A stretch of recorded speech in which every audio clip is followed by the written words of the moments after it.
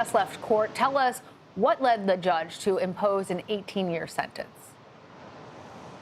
Yeah, this is the longest sentence in any U.S. Capitol riot prosecution. 18 years will keep Stewart Rhodes in prison up to the 2040s.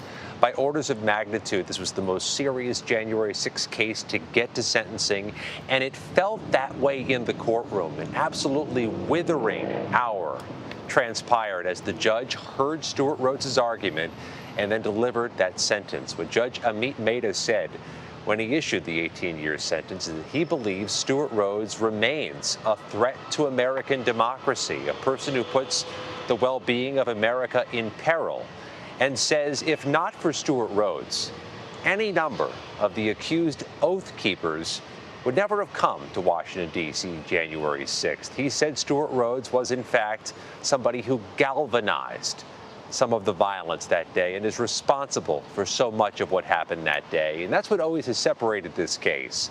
Stewart Rhodes was not just accused of being here in Washington January 6th and trying to oppose the transfer of power. He was charged with and convicted of seditiously conspiring to block the transfer of power, of being a plotter and a planner. Stewart Rhodes tried to ask for leniency today, tried to make an argument, but much of it was a politically charged invective against the Biden administration about what Stewart Rhodes characterizes the radical left, and a defense of his actions, his group, and a remorseless statement that did not land with the judge. Scott, you've been tracking all of these prosecutions since January 6th meticulously, and you've been really on top of this. But I'm reading a note that you just sent about the judge's kind of tone and demeanor when he was delivering these remarks at the sentencing. Is this the most kind of visceral reaction you've seen from the bench so far in these cases? Easily. We've sat through hundreds of sentencing hearings from January 6 cases, and yeah, there have been hundreds of them. This is the largest criminal prosecution in American history. This one was just different. You could feel it in the room. You could sense it from all the people sitting there.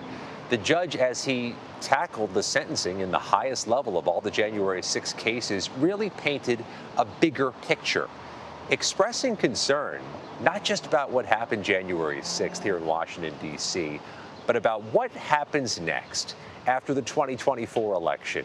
The risk, the latent, if not growing risk of future political violence and the future unbinding of American democracy.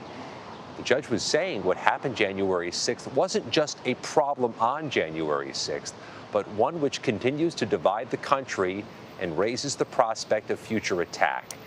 The judge really leaned into that when handing down this sentence, this 18-year sentence, which is by far the longest issued in any Capitol riot case so far.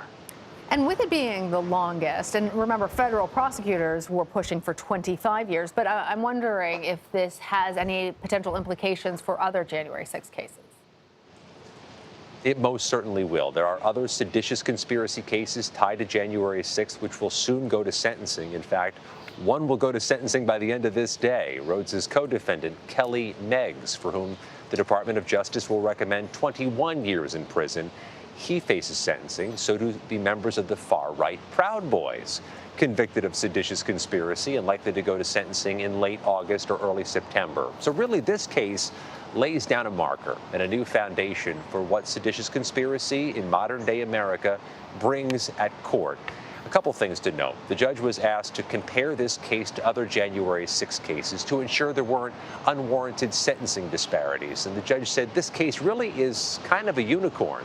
It doesn't line up well with other January 6 cases, despite there being so many of them, because this was the first one to go to sentencing involving seditious conspiracy, plotting to attack the government by force. So he had to compare it to other previous, almost generational sedition cases, and those are kind of apples and oranges because those cases involved terrorist strikes, violent attacks, and Rhodes was not accused of engaging in any violence personally. So this really was a precedent setter versus a precedent follower.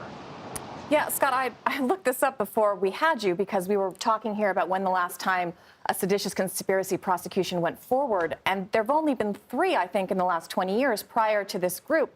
So as you said, if this case was so unique and such a unicorn, my questions are, is this Do you think this will have a knock-on effect for the other sentencing trials, sentencing hearings we're about to hear coming up in the next couple of days? And do you think this will be a charge we see used more or less often by the Justice Department? Well, if there are more January 6 prosecutions to come, if there are more big-level conspirators or organizers or inciters still to be charged, the Department of Justice has just secured some precedent, haven't they, by getting a conviction for seditious conspiracy and securing a robust prison sentence. This is all leverage for the Department of Justice if it seeks to charge this again against other people. We've seen all of the current seditious conspiracy trials go through, the accused Oath Keepers and the accused Proud Boys. But the Department of Justice has been unequivocal and emphatic that there are hundreds more arrests still to come. The potential for seditious conspiracy cases that have yet to be filed remains.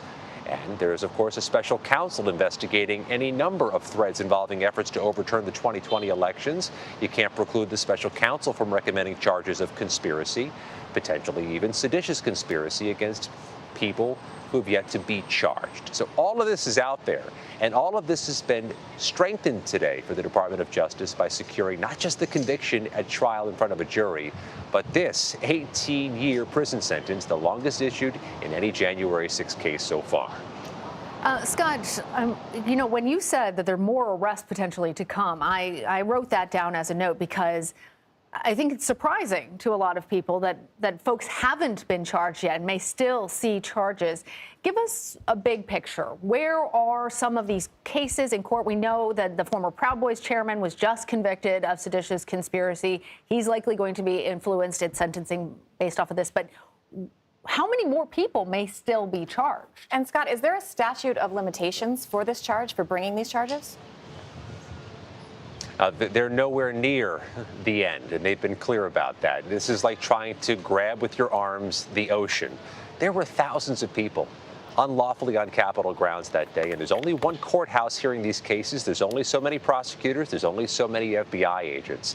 They have so far charged more than 1,030 people for their roles in January 6th. Some of them just with misdemeanors, unlawfully parading or picketing. Some with felonies as severe as seditious conspiracy.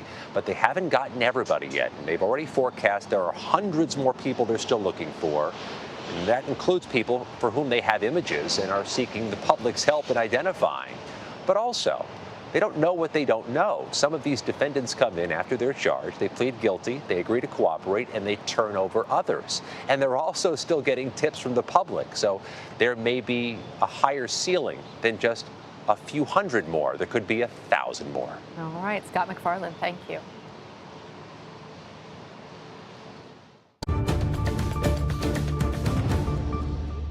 We want to take you now to the White House, where Press Secretary Karine Jean-Pierre is holding the daily press briefing. Let's watch. And Democratic administrations alike to protect our nation's land and water. So our legal team, as you can imagine, as you all know, is carefully reviewing the decision, and we'll have more to say on this soon. But know this, that the